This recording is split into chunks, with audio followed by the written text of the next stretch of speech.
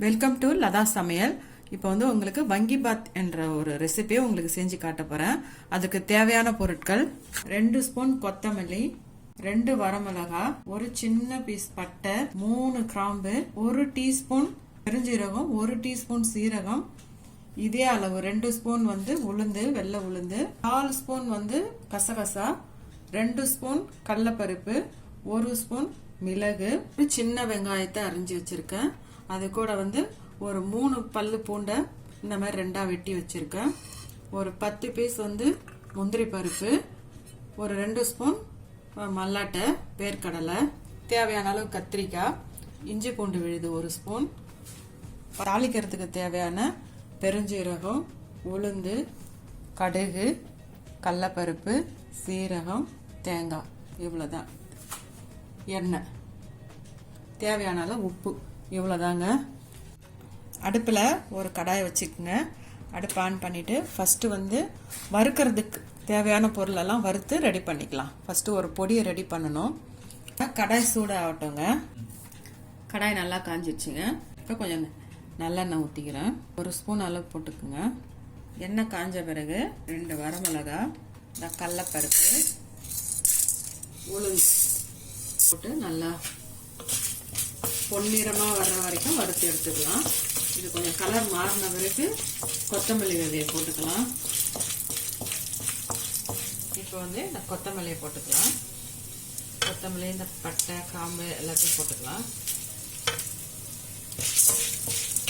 மிளகும் போட்டுக்கலாம். அதுக்கப்புறமா தான் இந்த சீரகம் பெருஞ்சீரகத்தை கடைசியாக போடுங்க. சீக்கிரம் வறுபட்டுடும். அது அடுத்த ஸ்லோவில் வச்சு பொரியமா வதக்கிடுங்க.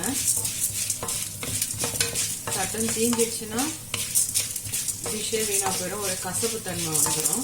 கடைசியாக கசகசா சேர்த்துக்கலாம். நான் வந்து வரமிளகா வந்து குறைச்சிட்டு மிளகு அதிகமாக போட்டிருக்கிறேங்க. எனக்கு மிளகுடைய காரம் தான் பிடிக்கும்.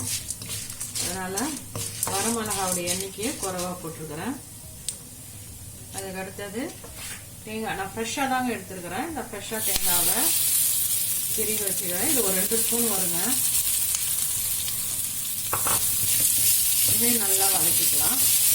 கருவேப்பிலை கொஞ்சம் போடலாங்க. என்கிட்ட இல்லை இப்போ கருவேப்பிலை, அதனால நான் போடலை. உங்ககிட்ட இருந்தால் நீங்கள் போட்டுக்கோங்க.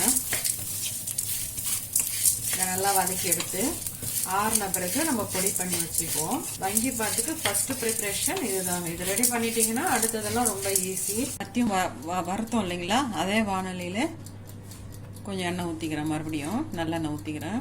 எண்ணெய் சூடாகட்டும். 1 ஸ்பூன் கடுகு போட்டுக்கிறேன். கடுகு வெடிக்கட்டும். கடுகு நல்லா வெடிச்சு வருது. இப்போ 1 ஸ்பூன் உளுந்து போட்டுக்குங்க.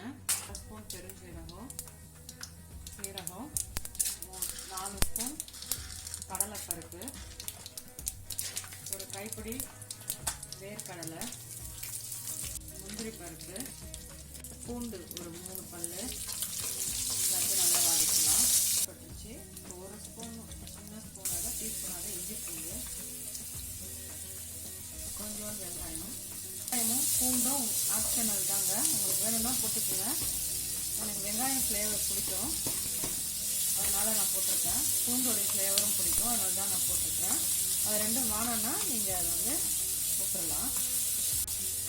எண்ணெய் நான் அதிகமாக ஊற்றவே மாட்டேங்க. எண்ணெய் ஊற்றினாலே நான் கொஞ்சம் யோசிப்பேன். இப்போ கத்திரிக்காய் சேர்த்துக்கலாம்.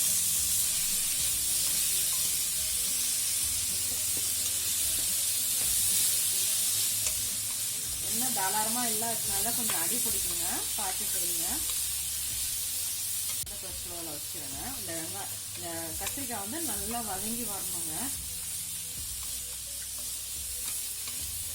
ஏன்னா எண்ணெயில தான் இது வதங்கணும், தண்ணி சேர்க்கக்கூடாது. கொஞ்சமாக எண்ணெய் சேர்த்துறதுனால நீங்கள் சிம்மில் வச்சுட்டு தான் மூடி மூடி மூடி தாங்க வேக வைக்கணும். இது அதிக எண்ணெய் இருந்தால் இந்நேரம் நல்லா வதங்கிட்டு இருக்கும்.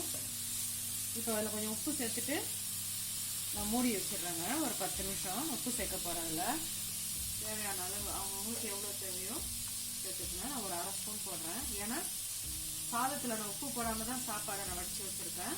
அதனால் வந்து இதில் கொஞ்சம் உப்பு அதிகமாக போட்டால் தான் கரெக்டாக இருக்கும். சாதத்தில் உப்பு போட்டு வடிக்கிறவங்க கொஞ்சம் இதில் குறைச்சி போட்டுக்குங்க. மஞ்சள் தூள் போட்டுக்குங்க. மூடிடலாம். இது ஸ்லோவாக வேகட்டுங்க. கத்திரிக்காய் வந்து நல்லா வெந்து மசிஞ்சு வரணுங்க. வேகட்டும். இப்போ ஓப்பன் பண்ணி பார்ப்போங்க.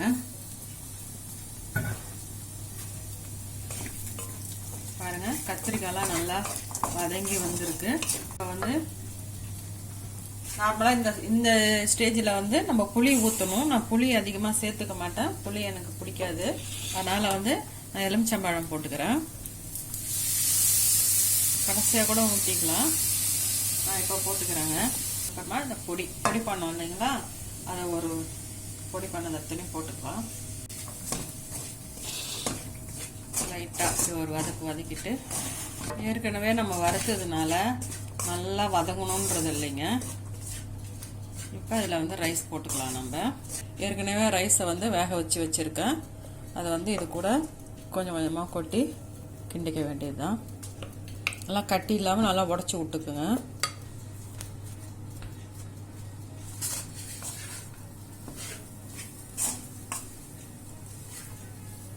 நல்லா கலந்து விட்டுட்டாங்க. அவ்வளோதாங்க, இது ரெடி ஆயிடுச்சு. என்ன ஒன்று, நம்ம எண்ணெய் குறைவா போட்டும் நம்மளால செய்ய முடியும் அப்படின்றது தான் நான் உங்களுக்கு சொல்லி கொடுத்துருக்குறேன்.